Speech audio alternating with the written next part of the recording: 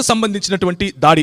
మధ్యప్రదేశ్లో నేను బ్రతికే రోజుల్లో, నేను ఉన్నటువంటి రోజుల్లో అక్కడమ్మాయినే పెళ్లి చేసుకున్నాను, అక్కడే ఇల్లు కట్టుకున్నాను. కానీ క్రైస్తవులని చెప్పుకున్న కారణంగా ఉద్యోగం రాదు, క్రైస్తవుడని చెప్పుకున్న కారణంగా ఒక సమాజంలో ఉండనివ్వరు, క్రైస్తవుడని చెప్పుకున్న కారణంగా మనల్ని ఒక దేశద్రోహిగా చూస్తారు.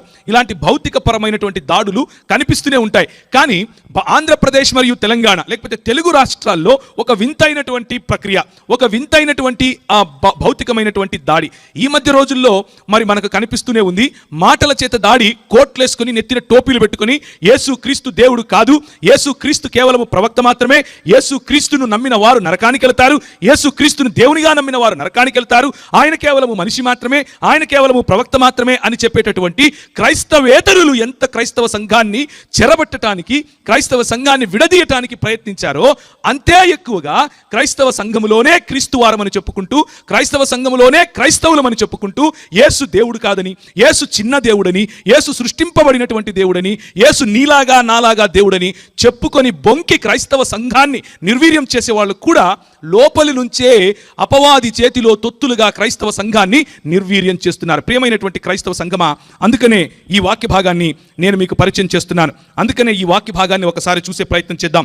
ఈ సంగతులను ఆజ్ఞాపించి బోధించుము, నీ యవ్వనమును బట్టి ఎవడు నిన్ను తృణీకరింపనీయకుము, మాటలలోను ప్రవర్తనలోను ప్రేమలోను విశ్వాసములోను పవిత్రతలోను విశ్వాసులకు మాదిరిగా ఉండాలి అన్నది మన పిలుపు. విశ్వాసులకు మాదిరిగా కేవలము మనము నాలుగు బైబిల్ వచనాలు లేకపోతే అక్కడ కొంచెం ఇక్కడ కొంచెం లాక్కునొచ్చి పెట్టుకుని జబర్దస్తిగా చెప్పేటటువంటి బోధ కాదు. ప్రేమలో మన జీవితం కనిపించాలి, విశ్వాసములో మన జీవితం కనిపించాలి, పవిత్రతలో మన జీవితం కనిపించాలి, విశ్వాసులకు సైతం మాదిరిగా కనిపించాలి. నేను వచ్చే వరకు చదువుటయందు అంటే మనల్ని మనం ప్రోత్సహించుకుంటూ, మనల్ని మనం విద్యాపరంగా పెరుగుతూ, విద్యాపరంగా ఉన్నతమైనటువంటి దిశలకు వెళుతూ, విద్యాపరంగా బోధ విషయంలో కూడా ఉన్నతమైనటువంటి స్థాయికి వెళుతూ, మరి మూల భాషలేమి, అలాగే మిగిలినటువంటి లోకములో ఉన్నటువంటి తత్వ మరియు తర్కజ్ఞానమేమి, లోకములో ఉన్నటువంటి ప్రతి రంగము, ప్రతి భాగము, ప్రపంచంలో ఉన్నటువంటి ప్రతి రంగాన్ని కూడా, దేవుని జ్ఞానమును అడ్డగించు ప్రతి ఆలోచనను కూడా చెరపట్టి క్రీస్తు పాదాలకు తీసుకుని రాగలిగినటువంటి మహోత్కృష్టమైనటువంటి సువార్త పరిచర్యను నీకు నాకు ప్రభువు ఇచ్చాడు. బోధించుట యందు జాగ్రత్తగా ఉండాలి. పెద్దలు హస్తనిక్షేపణము చేయగా ప్రవచన మూలమున నీకు అనుగ్రహింపబడిన నీలో ఉన్న వరాన్ని అలక్ష్యము చేయకుండా ఉండాలి.